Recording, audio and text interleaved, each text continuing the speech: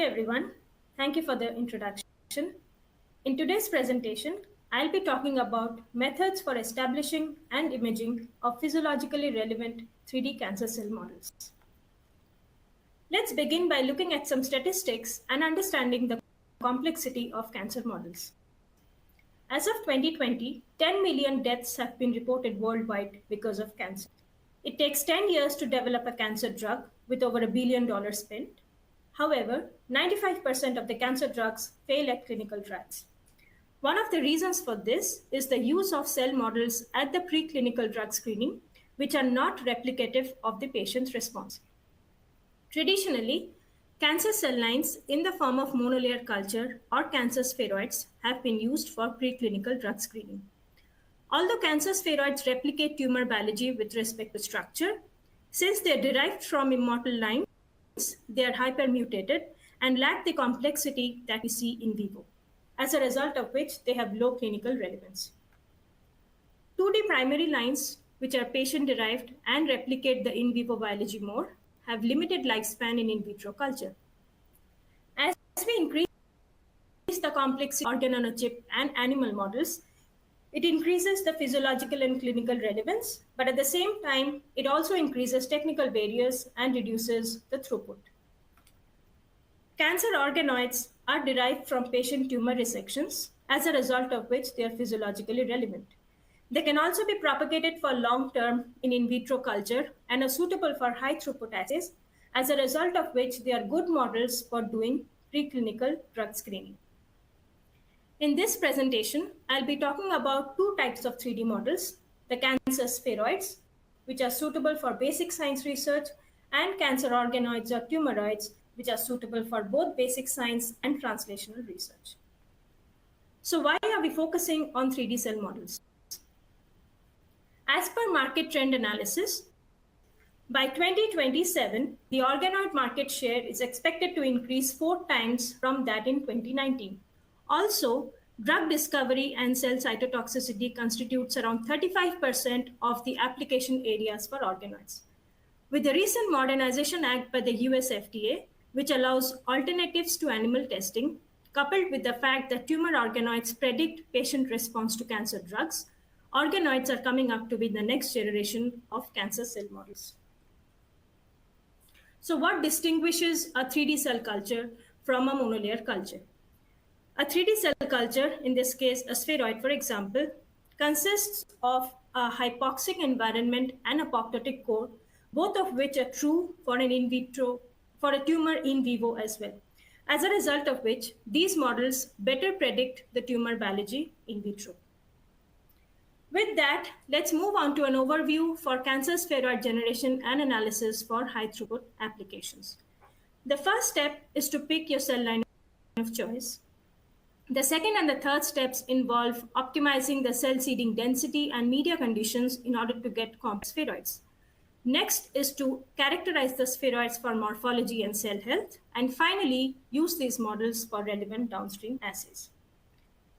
We have developed a straightforward protocol for generating uniform cancer spheroids. Basically, the cell suspension is seeded onto Nung-Sphera U-bottom ultra-low attachment plates using a multi-channel pipette, and the plate is then centrifuged. This step is important in order to make uniform spheroids. After centrifugation, the 96 well plate is incubated. After 24 to 96 hours of incubation, we get 1 spheroid per well. These are a couple of examples of spheroids from prostate cancer and hepatic cancer lines, the method I just described. There are some cells, however, which do not form spheroids on their own and may require addition of a small amount of extracellular matrix protein in the media for effective spheroid formation. An example is the MDA-MB231 breast cancer line, which requires the addition of collagen 1 in the media in order to form defined spheroids. Otherwise, they form cellular aggregates. Coming to some tips and tricks for media exchange on the Sphera plates.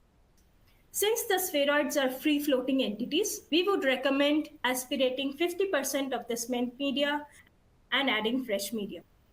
This will avoid sample loss. If we have multiple 96 well plates or 384 plates to handle, we would recommend using a liquid handler or a multi-channel pipette for this purpose. Now let's move on to culturing cancer tumoroids or organoids in vitro. The first step is to derive the cancer cells from the patient tumor resection. We also offer tumoroid cell lines from multiple tissues in our portfolio. The next step would be to propagate the tumoroids in an embedded or suspension format. We have recently developed the tumoroid culture medium kit, which enables propagation of tumoroids in suspension format, which are suitable for high throughput assays. The tumoroids are regularly assessed for growth kinetics, marker expression, their mutational and transcriptome profiles. They can also be engineered to overexpress or knock down the gene of interest. And finally, they're taken for downstream assays like drug screening or immuno-oncology research. To establish tumoroid culture from tumor resections, the first step would be to chop the tumor resections into very small pieces and allowing them to form cell clusters. These clusters are then embedded in ECM domes or extracellular matrix domes and passaged for a few passages in the dome culture. Finally, using the OncoPro medium, they can be transitioned to suspension culture and grown for an indefinite amount of time. This is an example of human colorectal cancer tumoroid in embedded and suspension format. Now coming to tips and tricks for tumoroid handling. Tumoroids are delicate structures and are rich in extracellular matrix proteins. This makes them really sticky. So we would recommend that we pre-wet the pipette in cold medium to prevent sticking of the tumoroids and rupturing their morphology. We would also recommend gentle pipetting so as to preserve the structure of the tumoroids. Now that we've understood how to establish cancer spheroids and tumoroids, let's look into some assessment of cell health and drug response in these models. Now, cell-based assay readouts can be obtained in two ways, the plate reader format and the imaging format. One advantage of the imaging format over the plate reader format is that it provides spatial information. For example, the graph here shows the cell viability of spheroids from a plate reader, and the bottom image shows the same cell viability from imaging. From the graph, we can see that as we increase the number of cells, the relative cell viability increases. The image, however, shows that the live cells are present towards the periphery of the spheroid, whereas the dead cells are present at the core of the spheroid. This type of information will not be obtained from a plate reader readout. So in this presentation, I'll be talking about high throughput assays using high content imaging, specifically the CX7 high content screening platform. This is an automated cell imaging and analysis platform suitable for quantitative microscopy. It has the confocal imaging feature, which is very important for imaging 3D samples and thick tissues. It has a 7-channel laser-based illumination, which helps in multiplexing. It also comes with the HCS Studio software, which has around 40 inbuilt bio applications, which enables real-time imaging and analysis of various cellular processes. Now, before we move into imaging, let's look at the various approaches for fluorescent labeling of cellular structure. For fixed cell labeling, we of course have antibodies to detect various proteins. There are some probes that can be fluorescently tagged and added to live cells and can then be fixed. One example is the Cellivent Caspase 37 reagent, which I'll be talking about. There are also other fluorescent dyes and drugs like fluorescent lectins, which are suitable for both live and fixed cell imaging. This is an example of locating or seeing the localization of collagen 4 and fibronectin in A549 cancer spheroids. These antibodies were tagged with the Alexa Fluor conjugates. Moving on to staining of tumoroids. In this case, patient-derived colorectal cancer tumoroids were stained for proliferating cells using antibody against Ki67 marker. They were also probed for some markers that help us look at tumor morphology. Example, the epithelial cell marker EpCAM and the integrin beta-4, which promotes proliferation and survival of colon cancer cells. The markers are green in color. In this case, the secondary antibodies had the Alexa-4 plus conjugate tagged to them. So why have we used the Alexa-4 and the Alexa-4 plus conjugated antibodies? This brings me to my next point, which is photobleaching. So fluorescent probes are prone to photobleaching because of intense illumination, and it thus reduces the signal intensity. This raises the need for a more photostable molecule to enable better imaging. The Alexa-4 dyes have sulfonic acid substituents, which increase water solubility and inhibit dye-dye interactions, thus making them more photostable. This enables imaging of the same sample over a long period of time, which is very important when we are imaging a 3D model or a thick tissue. Coming to the next consideration for imaging of 3D samples, clearing. So even if we use confocal imaging for imaging 3D samples, because of light scattering, the limit of detection through a specimen is around 100 to 120 microns. Clearing is a process of drawing water out of the tissue, thus normalizing the refractive index of the entire tissue. This reduces light scattering and increases the depth of imaging and quantification. As an example, imaging of a clear tissue, in this case, has helped detect 4 to 8 times more cells than that in a non-clear tissue. This is an example of clearing of colon cancer tumoroids for visualizing the tight junction protein ZO1 in green under 10x magnification. So you can see that the cleared tumoroid gives better imaging than a non-clear tumoroid. Now let's look into some high content screening, high content imaging and analysis in these models. We'll start with cell viability. In this case, we have used the live dead cytotoxicity kit. This is a combination of calcine AM and ethidium homodimer. So calcine AM gets cleaved by esterases in the live cells to release calcine, which fluoresces green in color. The ethidium homodimer intercalates within the DNA of dead cells and fluoresces red in color.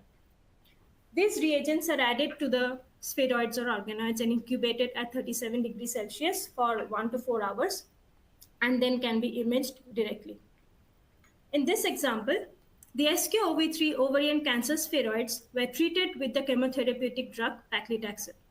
After 72 hours of treatment, the live dead reagents were added to the spheroids and were imaged using the CX7. The images were analyzed real time using the cell viability assay of the HCA Studio software in order to generate the graph of cell viability over paclitaxel concentration. In this aspect, I want to highlight another feature of the HCA Studio software in doing high content imaging. That is the Eureka Scan Finder. So when you have one spheroid per well in a 96 well plates, the spheroids can be located at different positions in different wells. So in order to locate the spheroid in a well, multiple fields of the wells will need to be captured and analyzed. This is where the Eureka Scan Finder comes handy. It helps you choose a low and a high magnification. It scans the entire well under the lower magnification, locates the spheroid, and captures an image under the high magnification. This significantly reduces the scan time, which is very important when we are doing live cell imaging or when we have multiple 96 well plates to scan.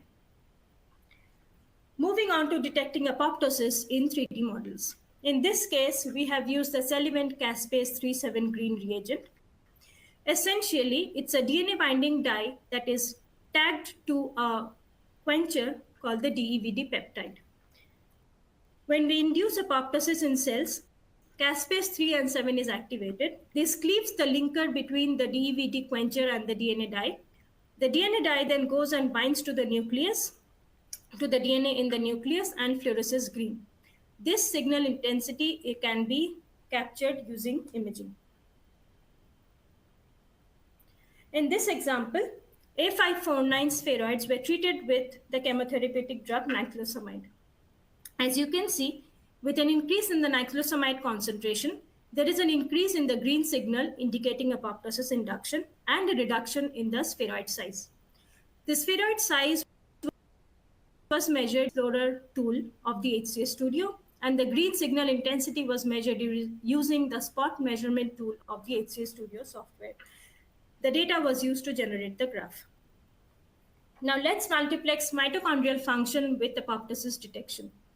In this example, A549 and HeLa spheroids were treated with niclosamide. Then they were stained with the MitoTracker orange reagent and Sullivan caspase green reagent together. So MitoTracker orange reagent is a mitochondrial membrane potential indicator. It only stains cells with healthy mitochondria. As you can see in both cases, with an increase in the niclosamide concentration, there is a reduction in the orange signal and an increase in the green signal indicating apoptosis induction. These images were analyzed in real time using the Morphology Explorer bio application of the HCS Studio software in order to generate graphs. Coming to another example of multiplexing apoptosis and mitochondrial function, in this case for time-lapse imaging. We have used the Invitrogen Imagit TMRM reagent coupled with the caspase green reagent. Invitrogen, the TMRM reagent is also a mitochondrial membrane potential indicator, the fluorescence of which fades with apoptosis. And caspase, as we have seen, the fluorescence will increase with apoptosis. This strategy was used to multiplex readouts for cell health in tumoroids. In this case, patient-derived colorectal cancer tumoroids were seeded onto what we call as microgroove plates. These are essentially 96 well plates where each well has multiple small grooves. This enables establishing multiple tumoroids in a single well. 3-day-old tumoroids were treated with an 8-point staurosporine dilution. After 3 more days of treatment, the following reagents were added to the tumoroids. The Hoechst stain to stain all cells, the caspase 3,7 reagent to stain only apoptotic cells, and the Imagit TMRM reagent to stain only live cells. Additionally, the Cytox deep red nucleic acid stain can be added to stain all dead cells. As you can see from the image, with an increase in the staurosporine concentration, there is a reduction in the TMRM signal indicating cell death and an increase in the caspase signal indicating apoptosis induction. These images were analyzed using the spot measurement tool of the HCS Studio software in order to generate the graph. So the advantage of the groove plate is that it allows for tumoroid by tumoroid analysis and increases the throughput of the assay. Next, we'll look into assessing cell proliferation in 3D models. In this case, we have used the ClickIt EDU imaging kit. So how does this work?